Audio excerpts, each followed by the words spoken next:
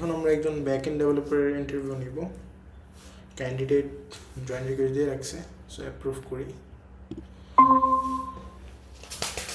আসসালামু আলাইকুম, চন্দ্রজিৎ রয়, আশা করি আপনি ভালো আছেন। অসংখ্য ধন্যবাদ জানাচ্ছি আমাদেরকে সময় দিয়ে সাথে থাকার জন্য।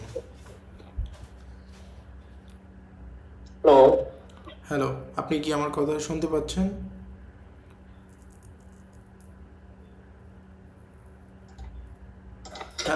জি ভাই, জাস্ট একটা মিনিট, আমি আমার ল্যাপটপ থেকে আমি ফোনটা একটু জয়েন করতেছি, কারণ আমার ল্যাপটপের মাইকে একটু প্রবলেম আছে। শিওর।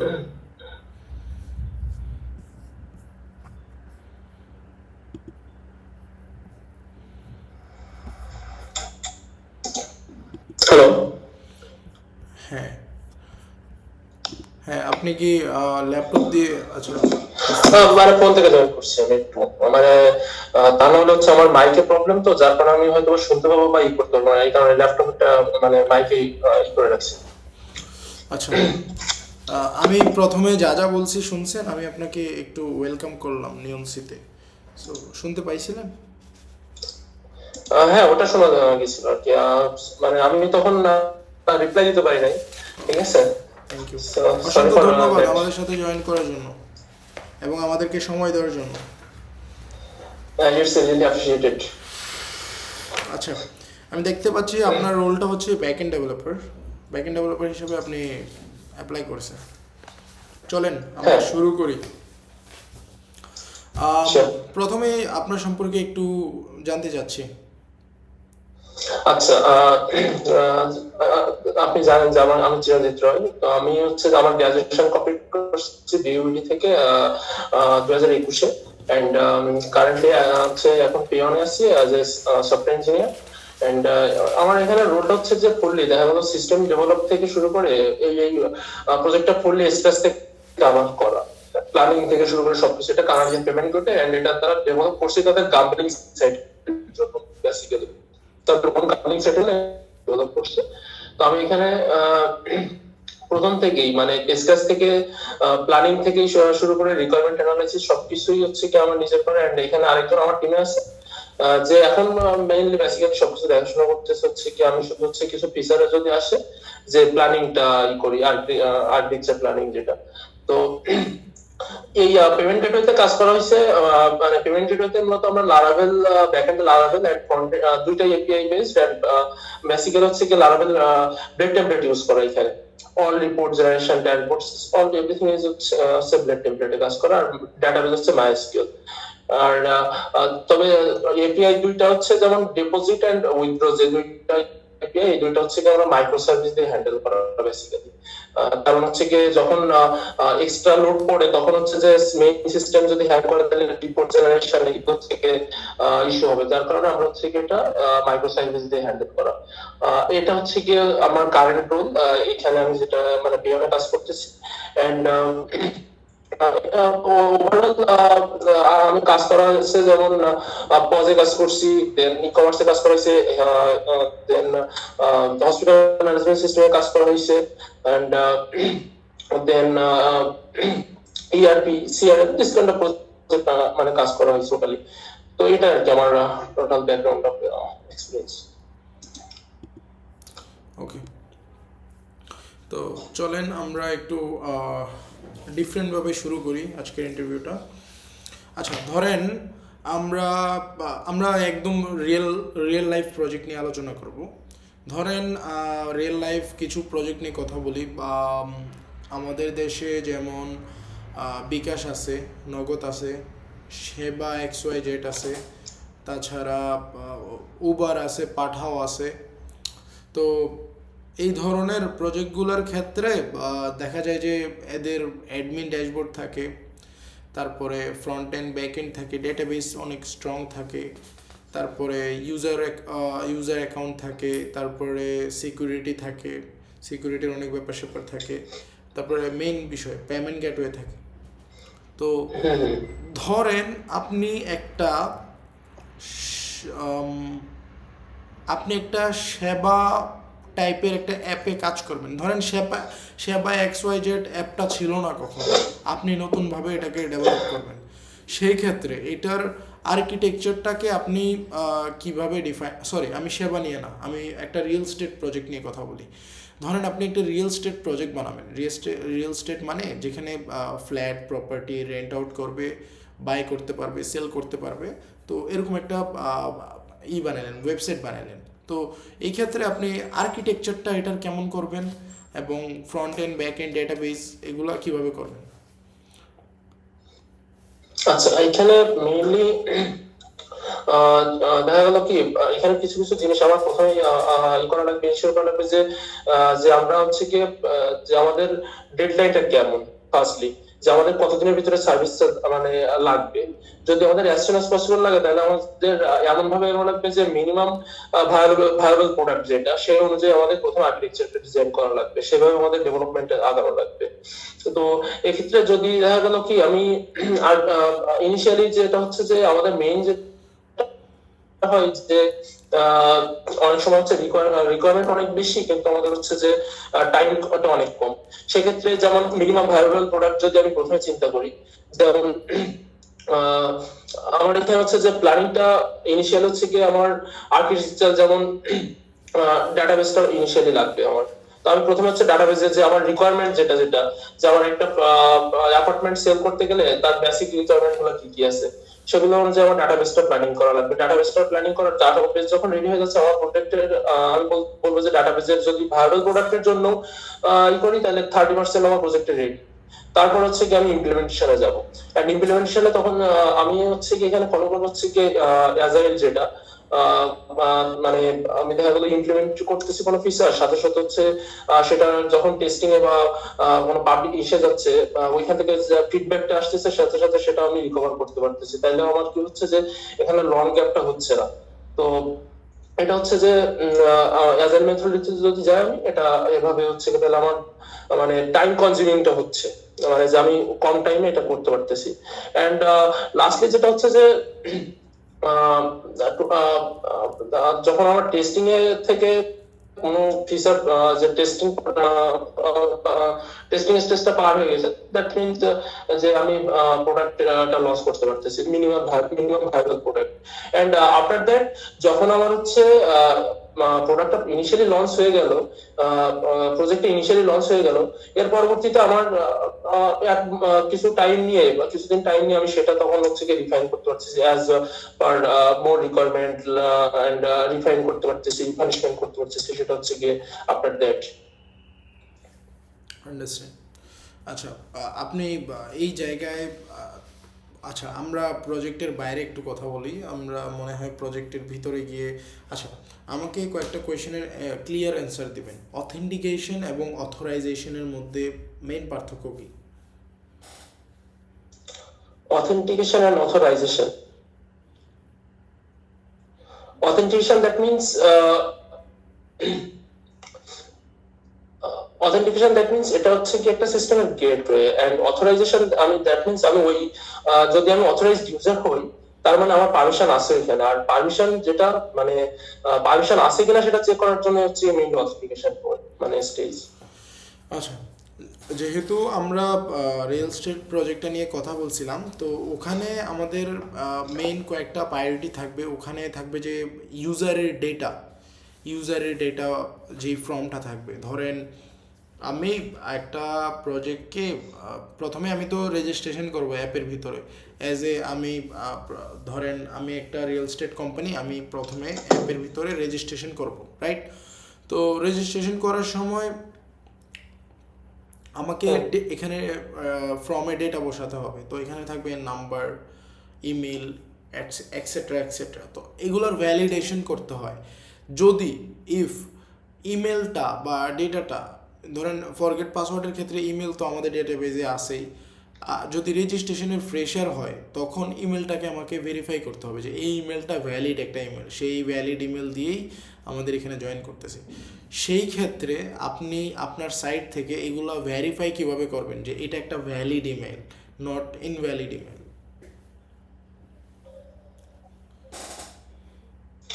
ইমেল ভ্যালিডিটি, হ্যাঁ, মানে ইমেল ভ্যালিডিটি কিভাবে চেক দিব? ইমেলটা যে ভ্যালিড এটা আপনি চেক করবেন ওকে, কিভাবে? অ্যাকচুয়ালি হ্যাঁ বলেন। অ্যাকচুয়ালি ইমেল ভ্যালিডিটি যেটা আমরা বেসিক্যালি ভ্যালিডেশনের কাজ যেটা করি হচ্ছে লারাভেল ভ্যালিডেট দিয়ে।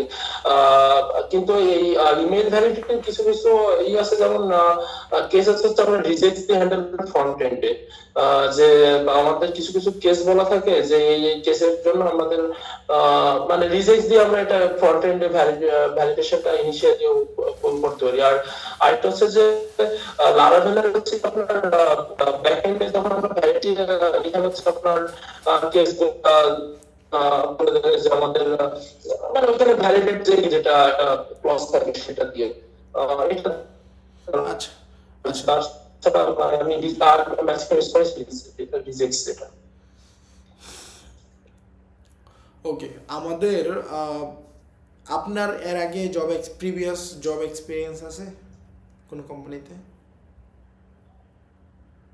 হ্যাঁ হ্যাঁ, আপনার ওখানে মেইন রোল কি প্রিভিয়াস ছিল? জব এক্সপেরিয়েন্স আমি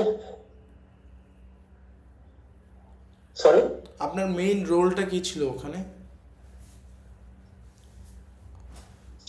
মেইন রোল হচ্ছে যে আমি যেখানেই করছি না কেন মোস্টলি সেটা হচ্ছে ব্যাকএন্ড ডেভেলপমেন্ট বেসিক্যালি। লাস্টে যেটা এখন পিওনে কাজ করতেছি সেটা হচ্ছে যে প্রজেক্ট ডিসকাস থেকে মানে পুরো প্ল্যানিং থেকে শুরু করে সবকিছু হচ্ছে কি আমার করা। ঠিক আছে, এখানে হচ্ছে আমাকে নেওয়া হয়েছিল এই প্রজেক্টের ডিসকাস থেকে কাজ করার জন্য আর কি। এই যে পে অন পেমেন্ট গেটওয়ে যেটা কানাডিয়ান।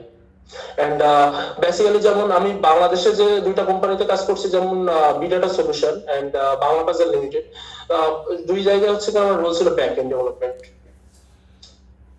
ব্যাক এন্ড ডেভেলপ যেমন আমি বিডাটা সলিউশনের এটা একটু বলি ডিটেইলসে। বিডাটা সলিউশন হচ্ছে কি এটা হসপিটাল ম্যানেজমেন্ট সিস্টেম নিয়ে কাজ করতো ইউকের এনএইচএস ন্যাশনাল হেলথ সিস্টেমের হসপিটাল ম্যানেজমেন্ট সিস্টেম নিয়ে কাজ করতো। তো এইখানে আমাদের যে টিমে আমরা তিনজন ছিলাম, তিনজনই হচ্ছে কি ডেডিকেটেড ওই টিমে ওই প্রজেক্টে কাজ করতাম। আর এটা লারাভেল অ্যাজাক্স দিয়ে করা, অ্যাজাক্স যে করি। এন্ড এখানে হচ্ছে যে লারাভেল 5.6 ছিল, সেখান থেকে আমরা মানে ওই লিগেসি সিস্টেমটাকে আপডেট করা হয়েছিল লারাভেল 10 এ। তো এটাই কাজ করা এন্ড এটা লারাভেল ব্লেড টেমপ্লেট দিয়ে কাজ করা। এখন পর্যন্ত তবে এখানে কিছু কিছু যেমন ইয়া জি এখন পর্যন্ত নিজে ফুললি কোনো সিস্টেম বিল্ড করছেন? আপনার ভয়েসটা আসতেছে না। এখন পর্যন্ত ওন ওন সিস্টেম বিল্ড করছেন, মানে নিজে পুরোপুরি একটা ফুল সিস্টেম বিল্ড করছেন?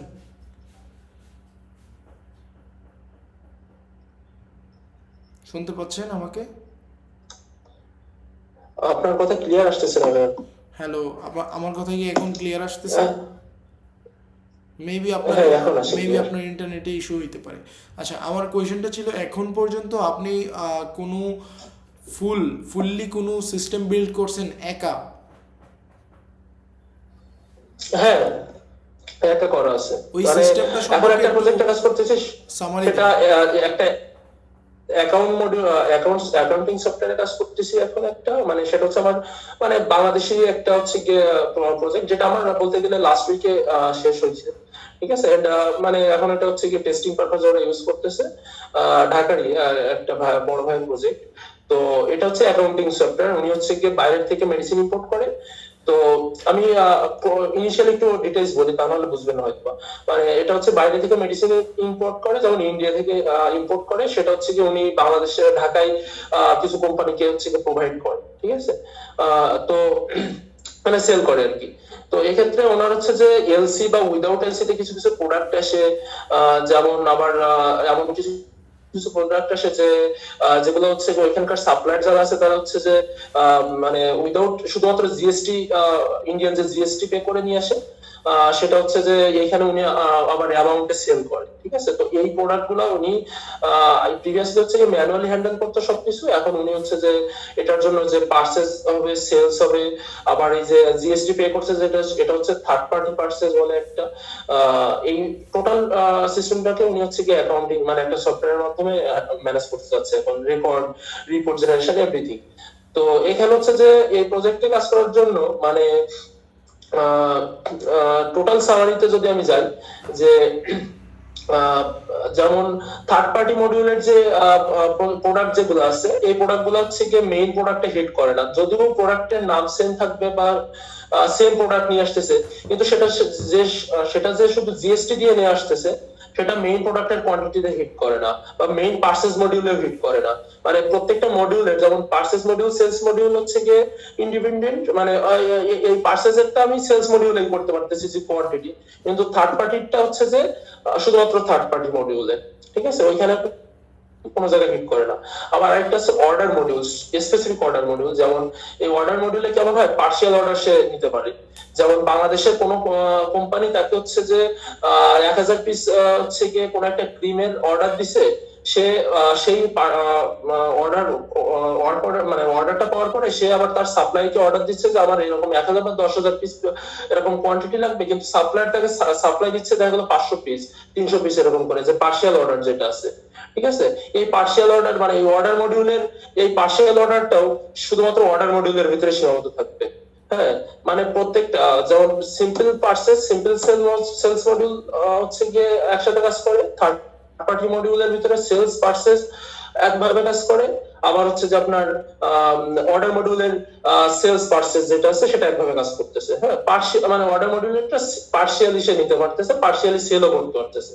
হ্যাঁ, তো এটা হচ্ছে যে এই টোটালটা আবার যখন আমার অ্যাকাউন্ট রিলেটেড, যেমন হচ্ছে কি অ্যামাউন্ট রিলেটেড যেটা আছে, যে প্রফিট লস যেটা, সেটা ক্যালকুলেশন হচ্ছে আবার মানে 3টা মডিউলের থেকে আমার সামারি টানা লাগতেছে লেজারে, ঠিক আছে।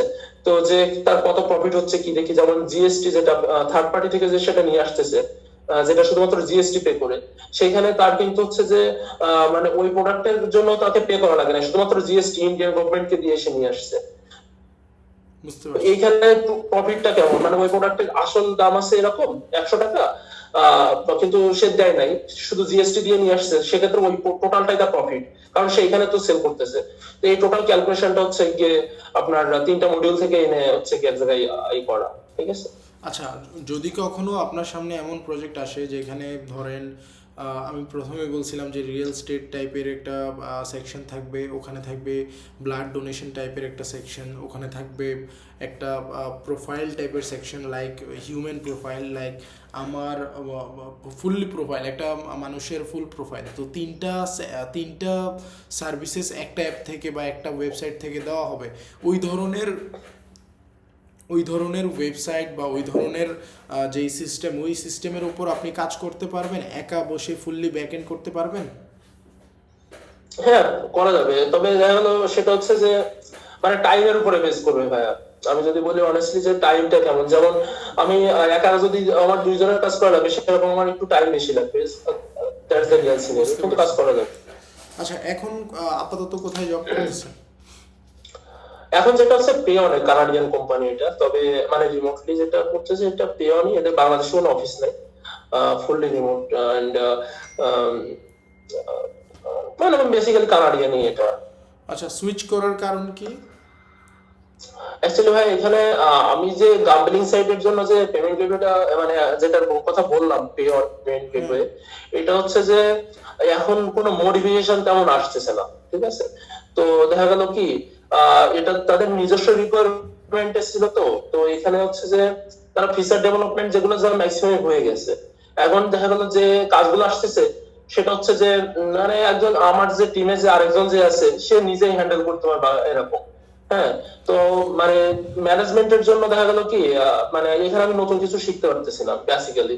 বা আমি ওইখানে যে আমার অফিস টাইম তো টাইম দেওয়াই লাগতেছে, কিন্তু আচ্ছা, ওই টাইমের ভিতরে আমি আমাদের যে কি করবো সেটা হচ্ছে টাইমটা না। বেড়ে যাচ্ছে। আচ্ছা, আমরা এখানেই আমাদের কমিউনিকেশন স্টপ রাখি এবং আমাদের এই ইন্টারভিউটা আমরা এখানেই ক্লোজ করব।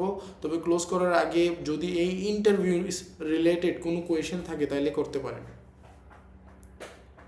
আচ্ছা, তো যেমন এখানে হচ্ছে যে আপনি যে যে জন্য আমাকে নিচ্ছেন, মানে এই প্রজেক্ট, আপনার এখানে ওয়ার্কিং স্কোপটা কেমন যদি আমি ওকে, জানতে চাই, আমি যদি নিয়মসির আমি সিলেক্টেড হই। ওয়ার্কিং শিডিউলটা বলে দিচ্ছি। নিয়মসির এমপ্লয়িরা উইকলি একটা হলিডে পায় এবং ওদের ফ্রিডম থাকে।